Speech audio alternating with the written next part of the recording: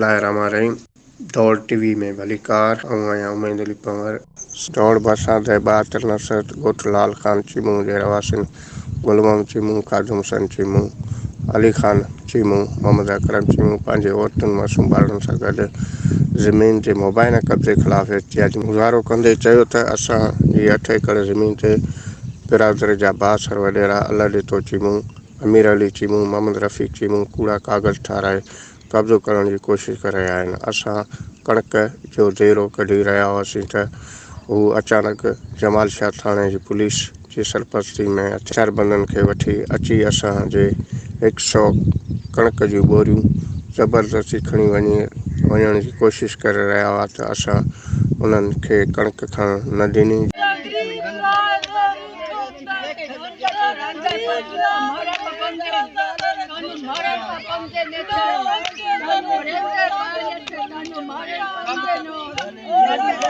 अहिड़े में खून रेज़ी जे ख़ौफ़ में अची पुलिस 100 कणिक जूं बोरियूं पंहिंजे कब्ज़े हेठि करे इलाइक़े जे करे छॾियूं आहिनि। इलाइक़े जी मस्जिद शख़्सियत अब्दुल नबी मरी जी औताक ते अमन तौरु रखिया वियो आहिनि। ज़मीन गुज़िरियल 100 सालनि खां वठी असांजी 3 पीढ़ी वटि आहे।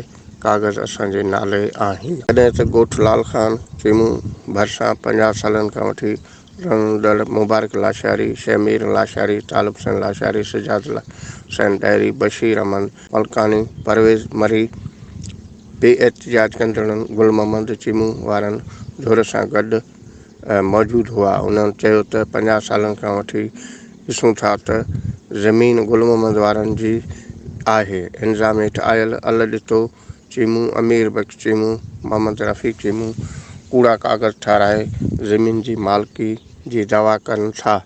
बाक़ी असां शाहिद आहियूं त ज़मीन 50 सालनि खां वठी गुल मोहम्मद वारनि जी आहे। होॾां इंतिज़ाम हेठि धुर जो मौक़ुफ़ साम्हूं न आयो। ॿिए तरफ़ चीमा बिरादरी जी मस्जिद शख़्सियत अब्दुल जवाद चीमू पंहिंजे मौक़ुफ़ ॾींदे ॿुधायो त ॿई धुरियूं मुंहिंजा वेझा अज़ीज़ आहिनि। हिकु धुर वारा मुंहिंजा मामा आहिनि, ॿी धुर वारा मुंहिंजा सौट आहिनि, पर आऊं ख़ुदा कारण चवां थो त ज़मीन गुल मोहम्मद चीमू वारनि जी आहे।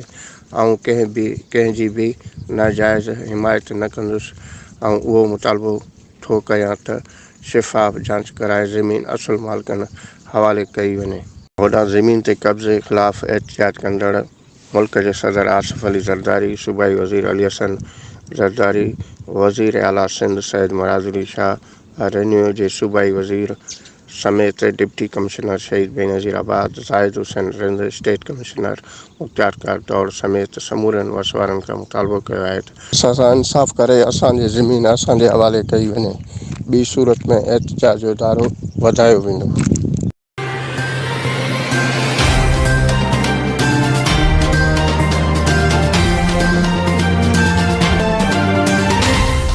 वधीक विज़िट करण लाइ ॾिसंदा रहो दौड़ टीवी न्यूज़।